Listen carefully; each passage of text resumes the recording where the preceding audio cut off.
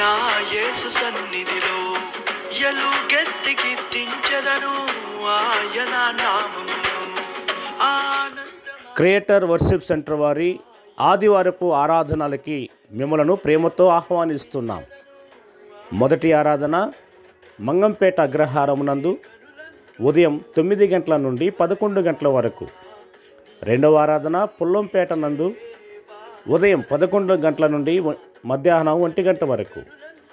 మూడవ ఆరాధన railway Koduru Annapurna function hall నందు సాయంత్రం 5 గంటల నుండి 7 గంటల వరకు. తప్పక రండి, దేవుని దీవెనలు పొందండి.